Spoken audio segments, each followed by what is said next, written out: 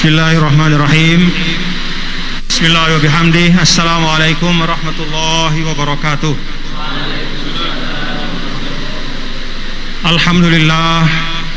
Alhamdulillahi wa kafa, wassalatu wassalamu ala nabiyil mustafa al-mujtaba wa ala alihi wa sahbihi ulis sidqi wal wafa. Asyhadu an la ilaha illallah wahdahu la syarika lah wa asyhadu anna sayyidana Muhammadan abduhu wa rasuluhu la nabiyya ba'dah. Allahumma salli wa sallim wa barik ala syafi'il ummah kashifil gummah nasihil kafah wa ala alihi wa ashabihi wa man ittabahuda ila yaumil qiyamah wa ba'du. Yang saya muliakan Al-Usrah Al-Hashimiyah, ya, Kiai Hashim Muzadi, yang meneruskan perjuangan beliau, putra putri dan zuriyah keluarga beliau yang kita doakan semua semoga bisa meneruskan, mengokohkan apa yang ditaksis oleh Al-Maghfurlah Allah yarham Syekhuna Kiai Haji Hashim Muzadi. Yang saya hormati para asatidz, para masyayikh, bil khusus Al-Mukarram Bapak Kiai Haji Turmuzi yang telah menyampaikan demikian banyak ilmu-ilmu dan pandangan-pandangan, menyampaikan tentang Buya Sayyidil Walid Al-Maghfurlah Al-Ustadz Dr. Syekh Muhammad bin Alawi Al-Maliki Al-Makki Qaddasallahu sirrah,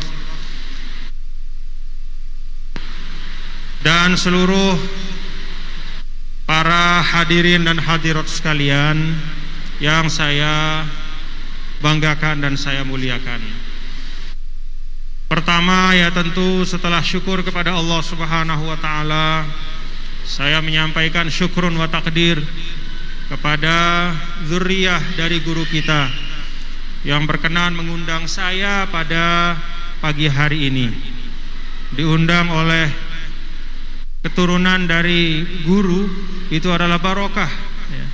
Diundang oleh zuriyah dari guru itu adalah tausil atau tawasul atau muwasalah, yaitu suatu bentuk menyambung, ya. Jadi ibaratnya kita diberikan tali untuk kita berpegang, diberikan kesempatan untuk nyambung keberkahan kepada guru kita yang telah wafat, Syekh Hashim Muzadi, dan guru-guru beliau dan para masyayikh kita semua, yang salah satu akarnya, yang salah satu usulnya adalah al-usulul ilmiyah fil haramaini syarifain, yaitu akar-akar keilmuan yang berada di dua tanah suci, dan salah satu umdatul ilm, salah satu alam min a'lami ahli sunnati wal jamaah fil haramaini syarifain fi zamanihi adalah As-Sayyid Al-Walid Al-Maghfurlah Kiai Haji Al-Maghfurlah Ustaz Dr. Muhammad bin Alawi Al-Maliki Al-Makki. Nah, jadi ananda semua, serta saya sampaikan ananda, ya, karena ini saya lihat para santri, santriwati. Jadi saya hadir di sini, terima kasih karena diundang oleh keluarga dari guru kita, ya, Syekh Hashim Muzadi, yang sangat saya cintai dan insya Allah menjadi bagian dari yang selalu difatihahkan, ya, bukan hanya oleh saya tapi juga oleh santri-santri Nahdlatul Wathon di Pancor, ya, yaitu termasuk dari kelompok masyayikh yang selalu kita doakan. Jadi saya terima kasih. Kalau bagi saya ini ananda semua besar di tradisi pesantren, ya. Bagi seorang thalibul ilm, kalau ada undangan dari keluarga gurunya, itu seperti tali yang diulurkan, ya, tali keberkahan yang diulurkan.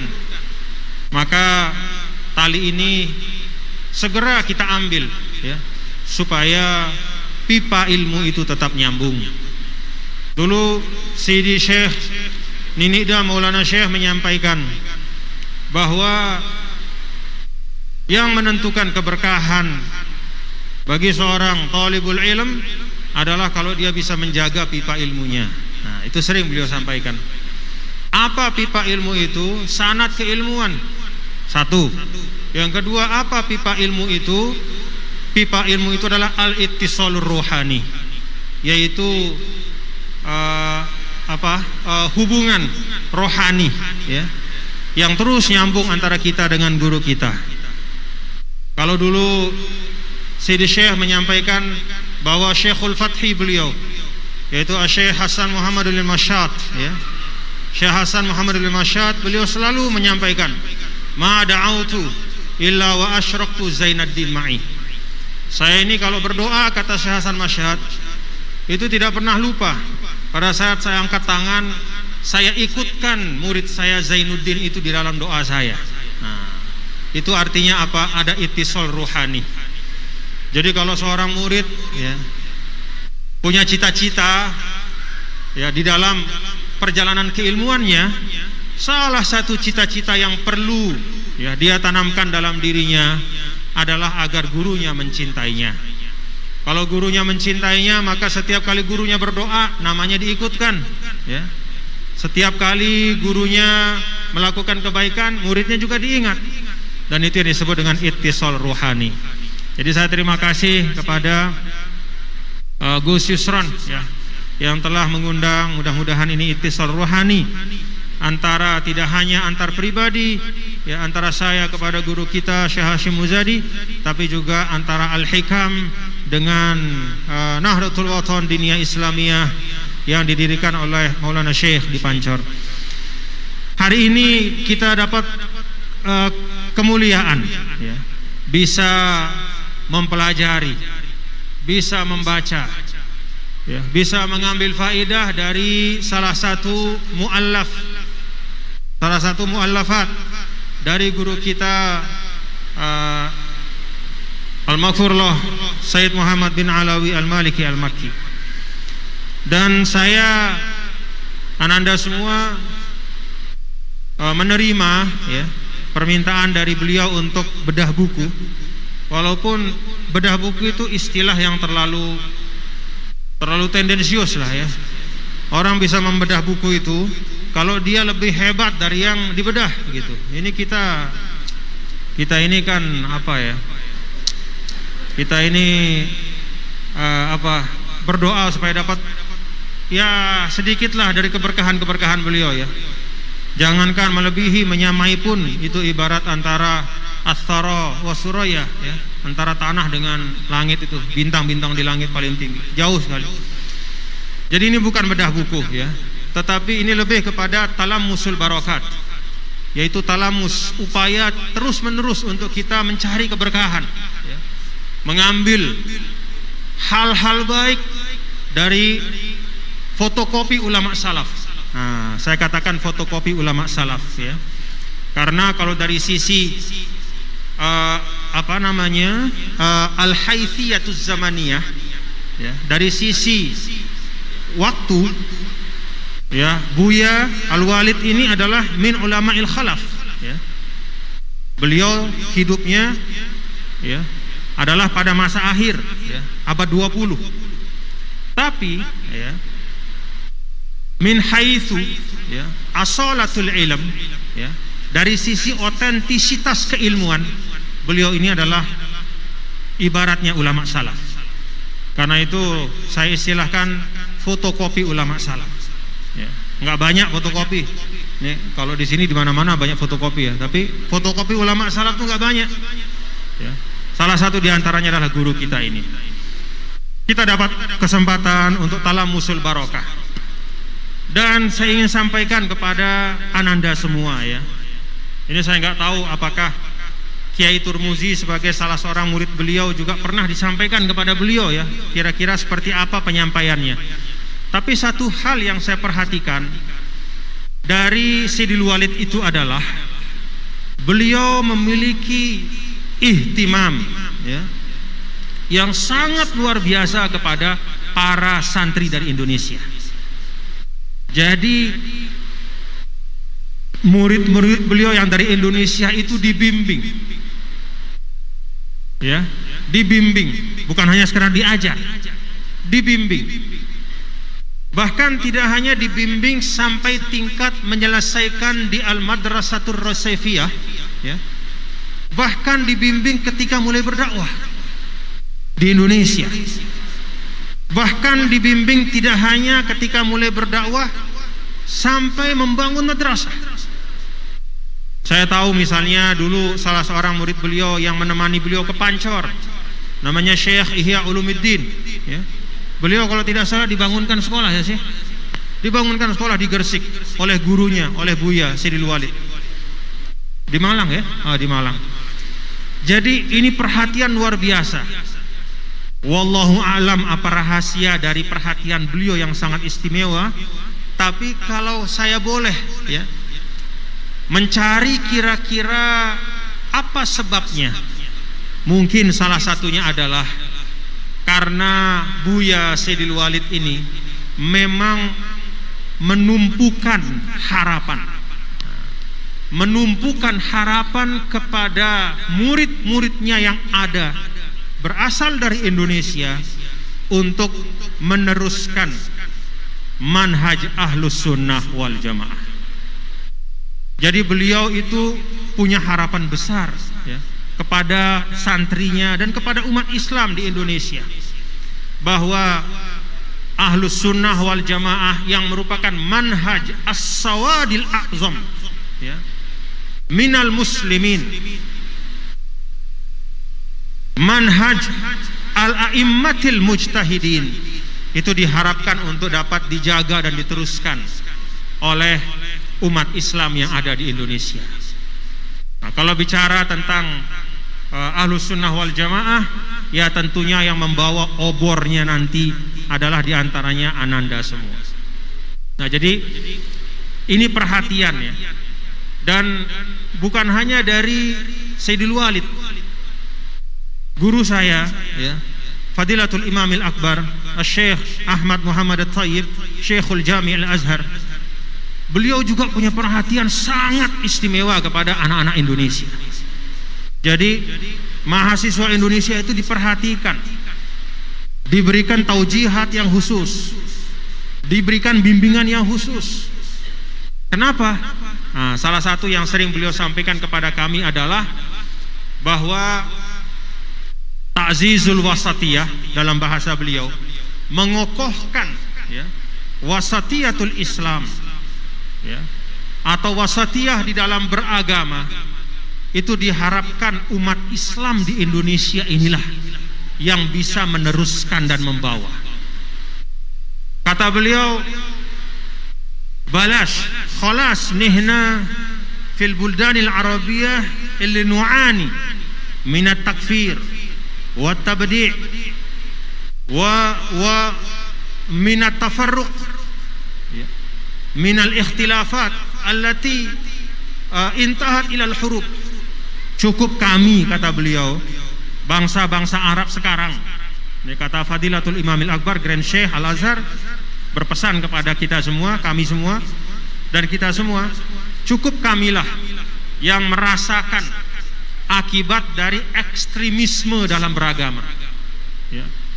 Al-ifrat, melampaui batas, yang bukan akidah diakidahkan, sehingga yang beda sedikit ditafsik, ditabdi', lalu ujungnya ditakfir. Cukup kami, kata beliau, yang menjadi korban dari ekstremisme pemahaman yang menyebabkan perang di antara kami. Jangan sampai itu menimpa kalian semua di Indonesia. Ini sering beliau sampaikan, maka perhatiannya luar biasa. Nah, Sidil Walid, ya, Abuya juga seperti itu. Nah, karena itu saya ingin menggarisbawahi di sini, ya. Ini di dalam muqaddimah beliau, ya. Al-muqaddimah tufsihu, ya, anil madmun wal maudhu'. Bahwa muqaddimah itu adalah penjelasan yang paling fasih tentang apa yang hendak disampaikan oleh seorang pengarang. Kalau kita lihat dalam muqaddimah nih, di halaman, ya, di halaman, nah, di halaman 10, ya, halaman 10, coba baca tuh. Alinea kedua. Wa hadhihi jumlatun, ya. Qala Sayyidul Walid wa hadhihi jumlatun min al-buhuth al-ilmiyah fi majalat mukhtalifatin wa mawadi'a mutanawwi'atin. Syai'un minha yakhussu qism al-aqidah wa ba'daha yakhussu qism al-kitab wa sunnah wa ba'daha yakhussu qism al-hadith wa ulumih wa ba'daha yakhussu qism al-thaqafah al-islamiyah. Coba digaris bawahi sekarang nih. Ya jama'uha maqsudun wahidun. Ala, ala itu kalau kita belajar kan adatun tambih, ya. Ala, apa itu maksudun wahid?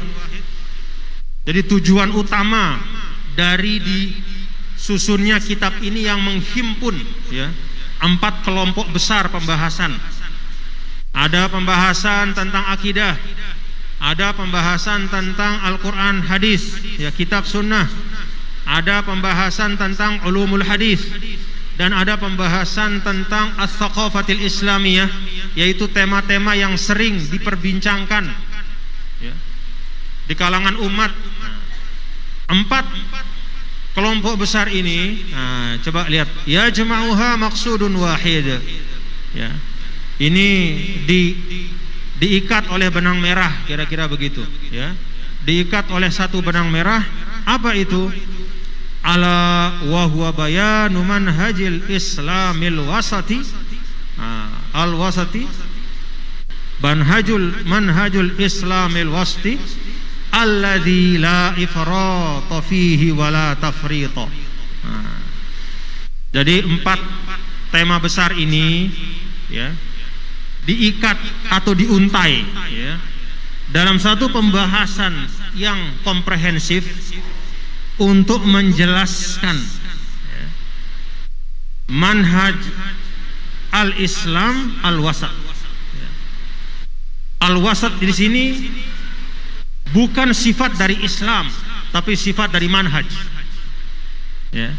Jadi bukan Islamnya yang diwasat-wasatkan, tidak perlu diwasatkan Islam itu. La tausita lil Islam li'anal Islam fi tabi'atihi wasati. Tidak perlu kita menarik-narik Islam ke tengah, karena Islam itu sudah sifatnya adalah proporsional dan di tengah.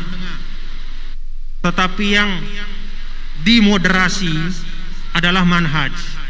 Yang dimoderasi adalah tadayun, cara beragama. Karena itu di dalam Al-Baqarah, wa kadzalika ja'alnakum ummatan wasata. Jadi bukan agamanya yang wasata, tapi ummahnya, ya, ummahnya yang wasata. Artinya at-tadayyunul wasati, cara beragama kita. Ini supaya clear, ya. Jadi bukan agama itu kita main-mainin, enggak. Agama itu tetap, ya, tetap utuh, syamil, kamil, mutakamil, seperti kata ulama itu, salihun likulli zaman wa makan. Tetapi manhajnya itu punya karakter. Manhaj keislamannya itu punya karakter. Karakter dari manhaj itu yang paling nyata dan paling kuat adalah karakter wasatiyah. Karena manhaj memahami Islam itu punya karakter wasatiyah, maka umat Islam yang menggunakan manhaj itu juga memiliki karakter wasatiyah. Nah, jadi di sini alur logika yang clear, ya. Islamnya itu punya karakter wasatiyah. Menjelaskan Islam menggunakan manhaj berpikir, dia juga harus wasatiyah. Nah, ketika cara berpikirnya wasatiyah, maka yang lahir pun adalah ummatan wasato. Istilahnya dari hulu sampai hilir, itu satu alur. Ini yang disebut dengan istiqamatut tafkir, yaitu kelurusan dalam berpikir. Sehingga kalau ada manhaj yang ghairu wasati, itu berarti dia yu'aridu nafsahu, ya. Dia itu mempertentangkan dirinya dengan Islam sendiri. Karena Islam itu punya karakter proporsional, ya, tidak berlebihan. Baik itu berlebih-lebihan dalam arti melampaui batas, atau berlebih-lebihan dalam arti meninggalkan tuntunan agama. Itu dua-duanya sikap berlebihan, ya. Maka kalau ada cara berpikir yang ekstrim, ya, berarti dia menyalahi karakter Islam sendiri.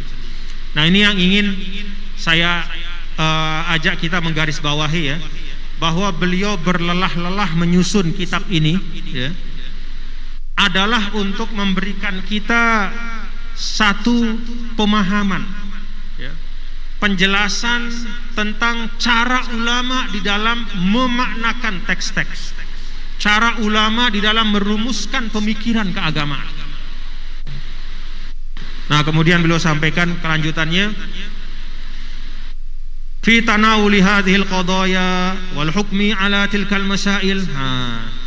Jadi cara berpikir ya di dalam tanawul hadhil qadaya, di dalam membahas, menalar ya, masalah-masalah yang ada, baik masalah akidah, masalah yang terkait dengan ayat-ayat Al-Quran ataupun sunnah, bagaimana merumuskan ilmu-ilmu hadis, ulumul Quran, bagaimana memahami peristiwa-peristiwa yang berkembang seiring dengan berkembangnya Islam ya, tumbuh masalah-masalah, cara memahami masalah, lalu kemudian memberikan hukum kepada masalah-masalah itu ya.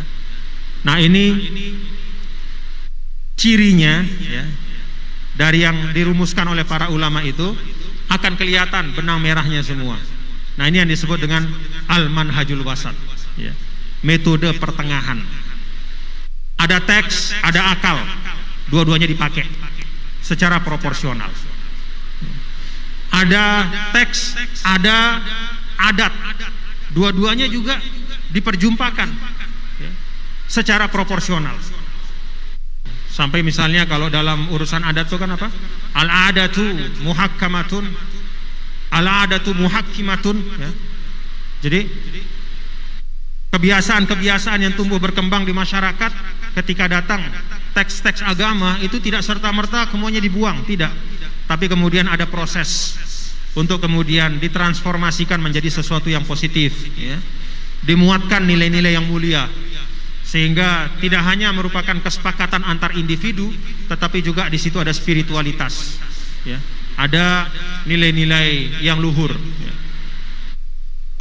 Nah, ini hal yang pertama yang ingin saya sampaikan, bahwa keseluruhan dari pembahasan yang disampaikan oleh beliau di sini adalah dalam rangka menjelaskan ya, al-manhajul wasat, yaitu metodologi berpikir yang dirumuskan oleh para ulama ya.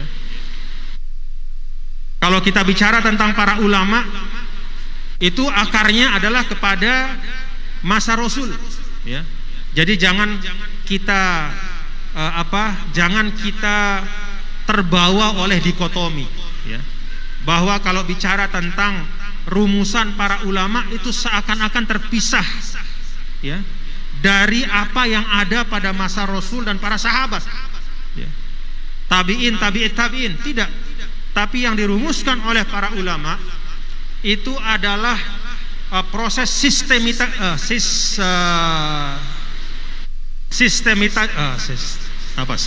ya, mensistematikkan gitu. Apa tuh? Ada sasi-sasinya itu apa? Sistematisasi. Nah, ya. Sistematisasi itu. Jadi mensistematikkan ya. Mensistematikkan apa yang ada pada masa Rasul, sahabat, tabi'in, tabi'in. Maka kemudian Imam Syafi'i, ketika Imam Syafi'i melihat bahwa kebutuhan umat ya, pada masa beliau itu, kebutuhan umat pada masa beliau itu adalah diberikan panduan kaidah-kaidah ya, agar teks-teks dan asarus salaf itu dapat dipahami secara utuh. Maka beliau mengarang kitab Ar-Risalah. Di situ diperkenalkan nazariyah ta'liliyah oleh Imam Syafi'i. Bagaimana ta'lilul ahkam, bahwa hukum-hukum itu ada ilatnya ya. Lalu dari situ, dari nazroh ta'liliyah itu lahir kemudian prinsip keempat yang namanya al-qiyas yang belum ada hukumnya itu dilihat, peristiwa baru yang belum ada hukumnya dilihat dan dicek.